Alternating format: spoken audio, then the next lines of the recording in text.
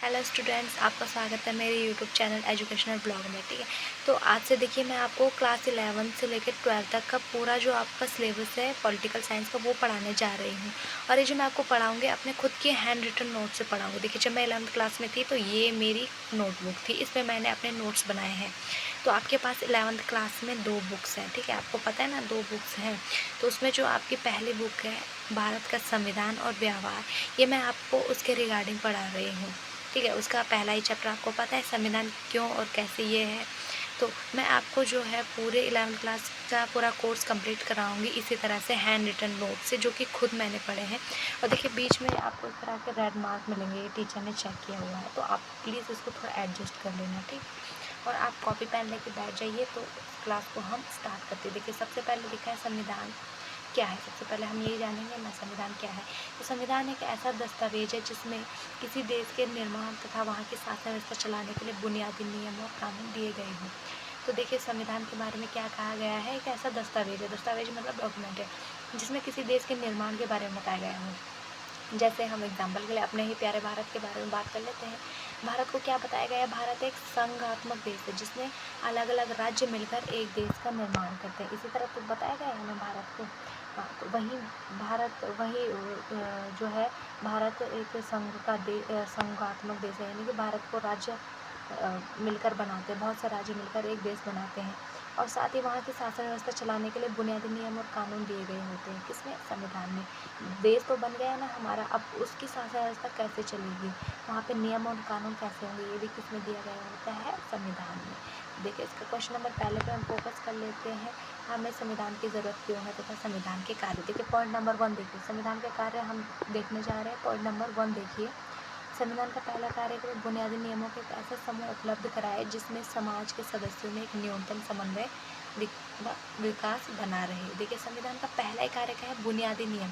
बुनियादी नियम का अर्थ है, जैसे कि आपको पता है, जो आर्टिकल 51 है उसमें दिया गया है हमारे बुनियादी नियम, या फिर हम अपने कर्तव्य कह सकते हैं हमारे देश के प्रति।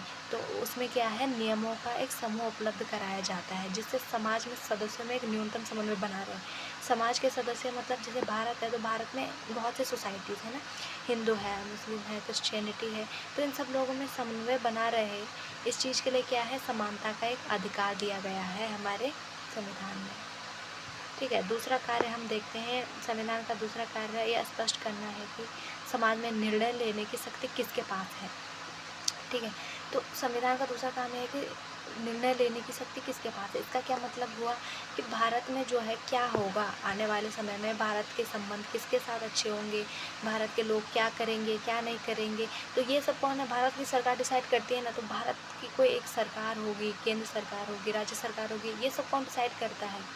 ये संविधान डिसाइड करता है कि हाँ, यहाँ पे एक गवर्नमेंट होगी जो इस तरह से रूल करेगी, उसके पास ये सब शक्तियाँ होंगी। तो ये सब कहाँ है, किस में दिया गया है? भारत के संविधान में। देखिए, भारत के संविधान का तीसरा काम है, यह होता है कि वह सरकार द्वारा अपने नागरिकों पर लागू किए जाने वाले कानूनों पर कुछ सीमाएं लगाए। यानी कि जो संविधान है, संविधान में जो नागरिकों पर कानून लगाए हुए हैं उन पे भी कुछ सीमाएं होती हैं, है ना। जो सरकारें हैं वो अतिक्रमण नहीं कर सकती हैं उस चीज़ का, या फिर सरकार उस चीज़ का उल्लंघन नहीं कर सकती। इसका कहने का मतलब है कि एक तरह से सरकार को तानाशाह होने से भी रोकता है। संविधान का एक काम यह है कि वह राष्ट्र को बुनियादी पहचान प्रदान कर सके। अब ये क्या हुआ, बुनियादी पहचान। देखिए, बुनियादी पहचान का मतलब है, जैसे भारत क्या है, भारत एक लोकतंत्रात्मक गणराज्य है। ठीक है, लोकतंत्रात्मक गणराज्य का अर्थ क्या होता है कि यहाँ पे लोकतंत्र भी और गणतंत्र भी है। तो ये क्या, ये हमारे देश की बुनियादी पहचान है। ये पहचान कौन प्रदान करता है? संविधान, क्योंकि संविधान में इस चीज़ का जिक्र है। ठीक है, अब देख लेते हैं इसका अगला कर्तव्य। हाँ, संविधान का एक कार्य यह भी है कि वह यह तब बताता है कि सरकार का गठन किस प्रकार होगा, यानी कि जैसे राज्य सरकार है, केंद्र सरकार है, स्थानीय सरकारें हैं, इन सब का गठन किस प्रकार होगा, ये सब किस में दिया गया है? संविधान में। आप इसी ये जो आपकी बुक है भारत का संविधान सिद्धांत और व्यवहार, इसी में आप ये सब पढ़ेंगे। ठीक है, अब दूसरा क्वेश्चन हम देख लेते हैं, भारत का संविधान आखिर बना कैसे। देखिए दोस्तों, ये जो आपका पहला चैप्टर है ना, संविधान क्यों और कैसे, ये काफ़ी लेंथी चैप्टर है, तो इसको मैं ना 2 पार्ट में बनाऊँगी। ठीक है, फिलहाल हम इसको अभी देख लेते हैं, भारत का संविधान कैसे बना, ये जो इसका टॉपिक है। देखिए, भारत के संविधान को एक संविधान सभा ने बनाया, ठीक है, जिसमें सदस्यों को अविभाजित भारत में निर्वाचित किया गया था। नेहरू रिपोर्ट, एक रिपोर्ट थी नेहरू रिपोर्ट 1928, जिसमें पहली बार संविधान के निर्माण की बात की गई थी। और अगस्त प्रस्ताव 1940 की एक सिफारिश पे संविधान सभा का गठन किया गया था। देखिए, संविधान सभा का मुस्लिम लीग ने इसको अस्वीकार किया था। ठीक है, कैबिनेट मिशन और संविधान सभा का गठन, चलिए अब इसको देख लेते हैं। देखिए, भारत में जो है तत्कालीन समस्याओं के समाधान के लिए 3 सदस्यीय दल अलेक्जेंडर क्रिप्स पैथिक लॉरेंस बनाए गए थे। ठीक है, कैबिनेट मिशन के अंतर्गत पैथिक लॉरेंस की अध्यक्षता में 1946 में कैबिनेट मिशन भारत आया। आप लोग को ये नोट करना होगा, इसको हाइलाइटर से हाईलाइट भी कर देना कि कैबिनेट मिशन भारत कब आया, 1946 में भारत आया। इसी कैबिनेट मिशन की सिफारिश के आधार पर संविधान सभा का गठन होता है। 1946 में कैबिनेट मिशन भारत आया, इसी के बाद जो है संविधान सभा का गठन हुआ। औपचारिक रूप से अगर हम बात करें तो संविधान सभा की पहली बैठक 9 दिसंबर 1946 को हुई थी। और इस बैठक में सच्चिदानंद सिन्हा को, देखिए यहाँ पे लिखा है सच्चिदानंद सिन्हा, ठीक है, इस पर थोड़ा दिखाई नहीं दे रहा होगा अच्छे से, ये सच्चिदानंद सिन्हा लिखा हुआ।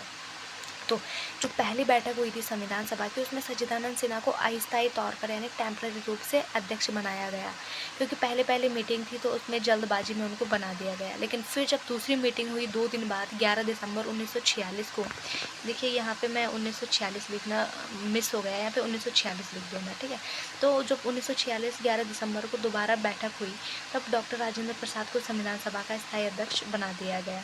फिर 13 दिसंबर 1946 को पंडित जवाहरलाल नेहरू ने संविधान के सामने उद्देश्य प्रस्ताव रखा। आप लोगों को पता है ना, भारत के संविधान में उद्देश्य प्रस्ताव में क्या कुछ लिखा गया है कि भारत एक गणतंत्रात्मक है राज्य है, लोकतंत्रात्मक राज्य भी है, यहाँ पे समानता है, ये सब क्या कहलाता है, उद्देश्य प्रस्ताव। इस चीज़ को 13 दिसंबर 1946 को पंडित जवाहरलाल नेहरू ने संविधान सभा के सामने रखा था। तो ये था आपके आज के टॉपिक्स पहला चैप्टर के। ठीक है, पहला चैप्टर आपका संविधान क्यों और कैसे। तो ये कुछ टॉपिक्स थे जो हमने पढ़े। अब आगे आने वाली वीडियो में मैं इसी चैप्टर का दूसरा पार्ट पढ़ाऊँगी और ट्राई करूँगी कि दूसरे या फिर तीसरे पार्ट में जो है आपका पहला चैप्टर पूरा हो जाए। फिर हम आगे ऐसे ही पढ़ते रहेंगे हैंडमेड नोट्स के साथ। तब तक के लिए धन्यवाद।